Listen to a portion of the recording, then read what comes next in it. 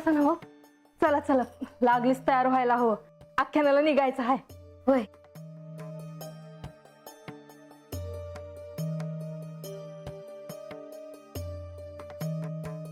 महाराज म्हणलं तसं मला आता ध्यान देऊन समजा ऐकाय हो. आख्यानातनं काय बाय हाती लागाय हो. काल रातच्याला काय झालं होतं कुणाच ठाव.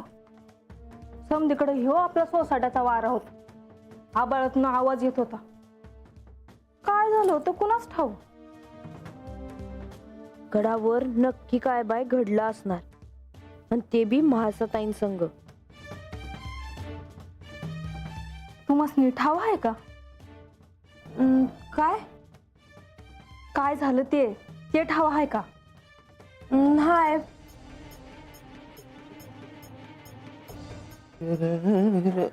अरे काय चाललंय तुमचं? तिकडं माणसं जमायला लागली समधी, आणि तुमचं काय झालं नाही बा अजून? रंग्या गंगी, म्या काय म्हणते, तुम्ही दोघं व्हा मोर गडावर, म्या येते मागणं. बर चल ग. वय.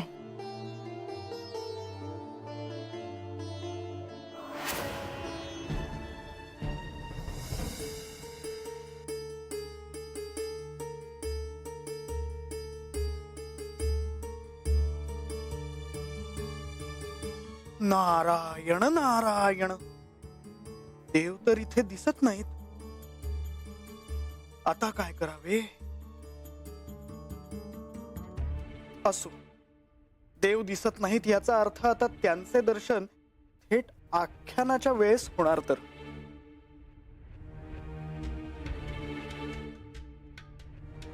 मुनिवर, देवा, प्रणाम देवा. मुनिवर, हे काय? कक्षात येऊन देखील न भेटताच निघालात. देवा, मी आपणाला भेटण्यासाठीच इथे आलो होतो, परंतु झाले असे की मी कक्षात आलो आणि आपण दिसला नाही, म्हणून मी परत चाललो होतो. मुनिवर, काही विशेष कार्य तर नव्हते ना? विशेष असे काही नाही, परंतु आपण सुचवल्याप्रमाणे मी काल बानूला भेटून आलो. या आख्यानामुळे तिला कशाची तरी आठवण होत होती. कामधेनू माता वर्गलोक सोडून गेली, त्या प्रसंगाची तिला आठवण येत होती. मुनिवर, म्हाळसेला देखील अशाच प्रकारची अस्वस्थता जाणवत होती. पण कामधेनूची आणि तिची भेट झाली आणि म्हाळसा शांत झाली. तेव्हा मला आणखी एक गोष्ट अशी लक्षात आली आहे की या आख्यानातून आपल्याला जे साध्य करायचे आहे ते आता लवकरच होणार आहे.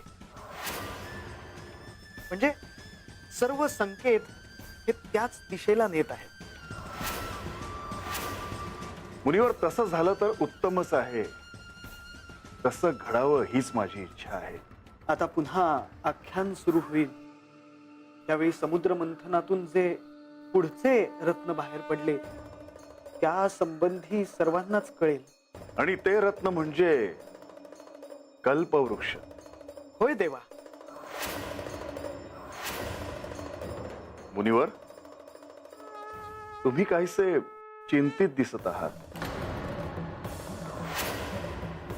तेव्हा मला चिंता याच गोष्टीची आहे की कल्पवृक्षाच्या सहाय्यानेच देवेंद्रांनी बानूला तो दिव्य करंडा दिला होता, आणि हे श्री म्हाळसा देवींना कळणारच, आणि त्यांना जर हे कळले तर नक्कीच त्यांना क्रोध येणार. मुनिवर, तुम्हाला नेमके काय म्हणायचे आहे? मला इतकेच म्हणायचे आहे की आख्यानात असा प्रसंग आलाच तर मुनिवर, चिंता नका करू. आख्यानात जर अशीच वेळ आली तर मी स्वतः म्हाळसेला सांगेन. नारायण नारायण.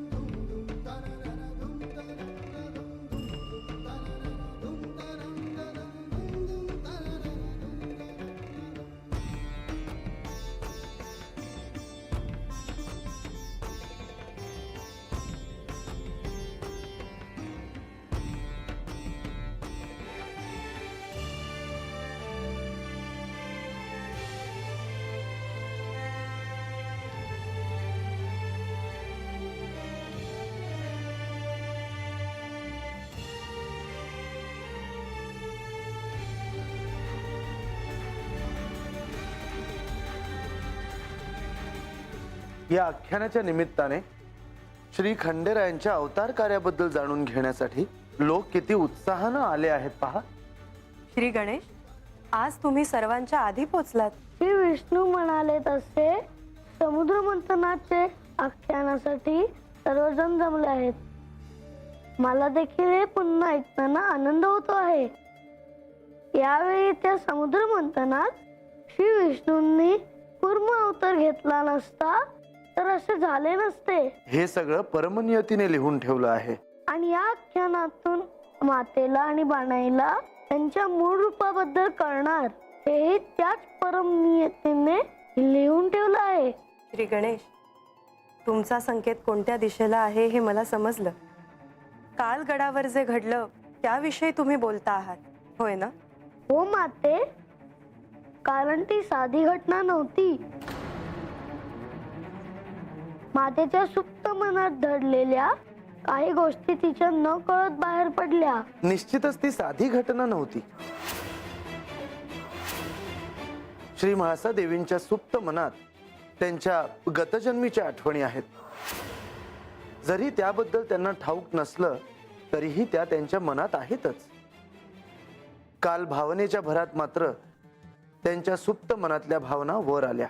मला तर क्षणभर असे वाटले की मातेला आता ती कोण आहे हे कळेल की काय. त्या क्षणी आम्हाला देखील तसंच वाटलं होतं.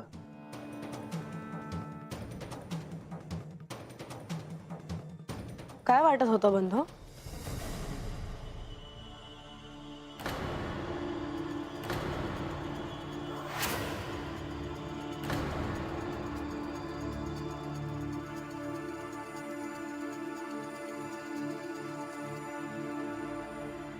लक्ष्मी देवी, बंधू, तुम्ही काही बोलत होतात? माते, आम्ही आख्यानाबद्दल बोलत होतो. नक्की तुम्ही कशाबद्दल बोलत होतात हे मी आता कसं सांगू?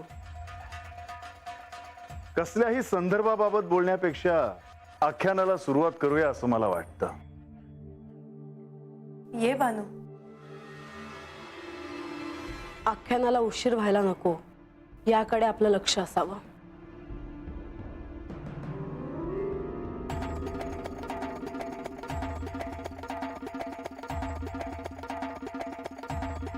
बानू, नारद मुनीने जे काही सांगितलं आहे ते ध्यानात ठेव. समुद्र मंथनात अशा काही घटना घडणार आहे ज्या अत्यंत महत्वाच्या असणार आहेत. होय देवा. देवा, मला वाटतं की आपण स्थानापन्न व्हावं. नारद मुनी देखील येतच असतील. ते आल्यावर आख्यानाला प्रारंभ करूया.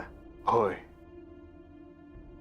सदानंदाचा एकट एकट एकट एकट एकट एकट एकट एकट एकट एकट एकट एकट एकट.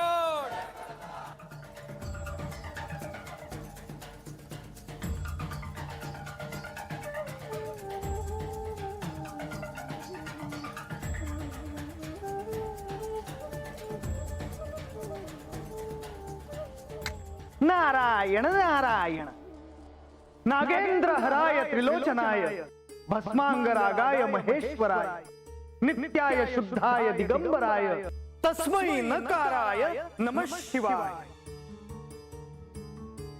वशिष्ठ कुंभोद्भव गौतमार्य मुनींद्र देवार्चित शेखराय चंद्रार्क वैश्वानर लोचनाय तस्मै वकाराय नमः शिवाय.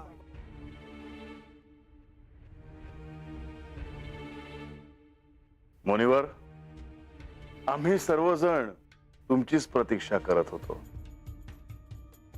आता आख्यानाला आरंभ करा. मुनिवर, आज आख्यानाआधी मला काही सांगायचे आहे.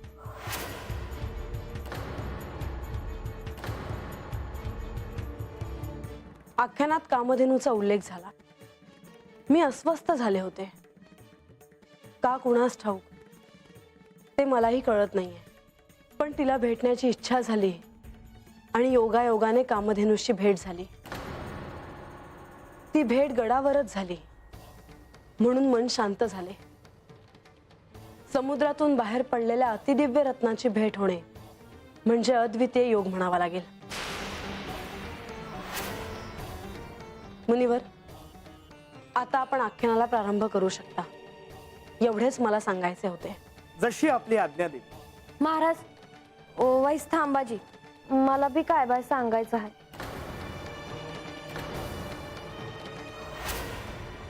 जसं म्हाळसाताईसनी कामधेनू मातेचं दर्शन झालं आणि त्यासनी बरं वाटलं, तसं काल रातच्याला मला बी एक सपान पडलं.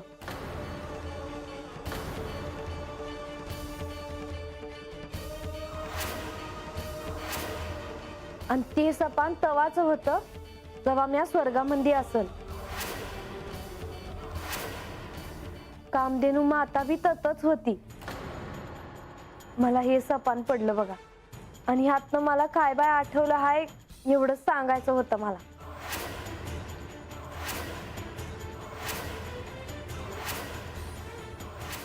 मुनिवर, आपण आता आख्यानाला आरंभ करा. होय देवा.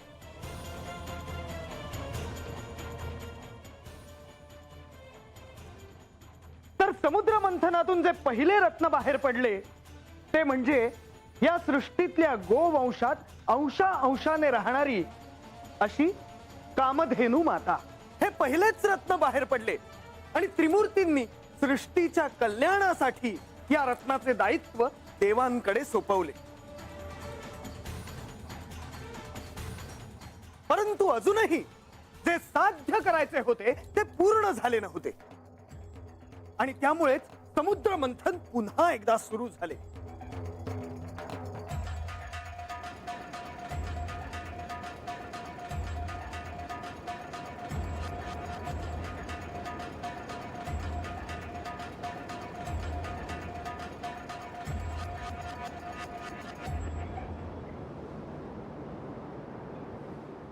या समुद्र मंथनातून निघालेलं पहिलं रत्न अर्थात कामधेनू माता आता देवांकडे आहे. अत्यंत दिव्य शक्ती प्राप्त असलेल्या कामधेनूमुळे देवांचे बळ नक्कीच वाढले आहे. समुद्र मंथनातून बाहेर आलेल्या रत्नांवर देव आणि दैत्य या दोघांचाही अधिकार आहे. पहिले रत्न तर देवांना मिळाले आहे. आता दुसरे रत्न कोणते असेल त्याकडे सर्वांचे लक्ष असणार. पहिले रत्न देवांना मिळाले, आता दुसरे रत्न मात्र दैत्यांकडेच जाईल. बळी आता हाच विचार करत असणार की या मंथनातून दुसरे कोणते रत्न बाहेर पडेल. ते नक्कीच त्या दुसऱ्या रत्नांचं स्वामित्व मागतील.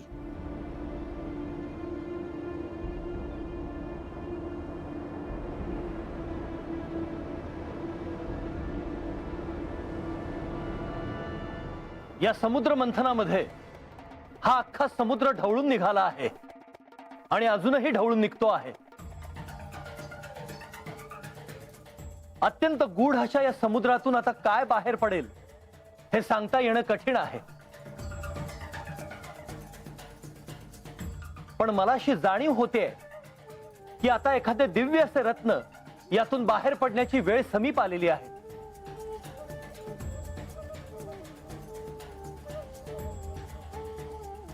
दैत्यांनो, आपले पूर्ण बळ लावा. खेचा हा वासुकी. पाहूया समुद्रातून दुसरे रत्न कोणते येते.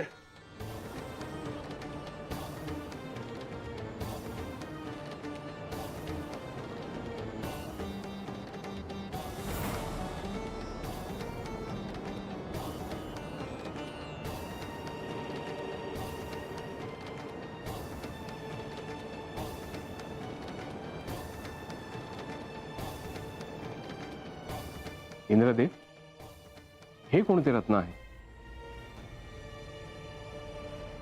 असा कोणता वृक्ष आहे हा? मला देखील तोच प्रश्न पडला आहे. मलाही तेच जाणून घ्यायचं आहे की हे असे कोणते रत्न आहे.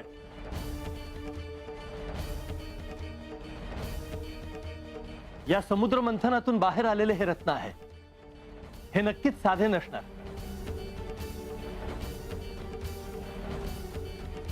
त्या दिव्य, अलौकिक अद्भुत अशा शक्ती असणार. इंद्रा, त्याशिवाय ते समुद्रातून बाहेर आलं नसतं. हे प्रभू, हे कोणते रत्न आहे? इंद्रदेव, बाई, तुम्हा सर्वांनाच हा प्रश्न पडला असेल की हे कोणते रत्न आहे. हे माझ्या ध्यानात आलं आहे. हे कोणते रत्न आहे हे मी तुम्हाला सांगणारच आहे. सांगा महादेव, काय आहे हे? हे दिव्य रत्न म्हणजे मनोवांछित, मनोकल्पित इच्छा पूर्ण करणारा वृक्ष, म्हणजेच हा कल्पवृक्ष आहे.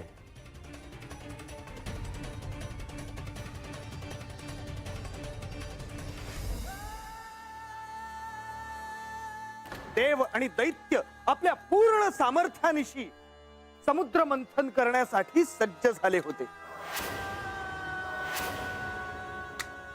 नारायण नारायण. काय? कल्पवृक्ष, मनोवांछित पूर्ण करणारा वृक्ष. होय देवी, साऱ्या सृष्टीलाच हा प्रश्न पडला होता, असे कसे घडू शकते? एखाद्याने एखादी इच्छा मनात आणली तर ती पूर्ण कशी होऊ शकते? खरोखरच हे अद्भुत आहे. नक्कीच हे रत्न अतिदिव्य असणार. मुनिवर, हे सत्य आहे की नाही हे तुम्ही पाहिले आहे का? नारायण नारायण. होय देवी, मला असे अनेक प्रसंग ठाऊक आहेत जेव्हा कल्पवृक्षाने इतरांच्या मनातल्या इच्छा पूर्ण केल्या आहेत. मला अशी एखादी व्यक्ती सांगू शकाल जिला ह्याचा प्रत्यय आला आहे?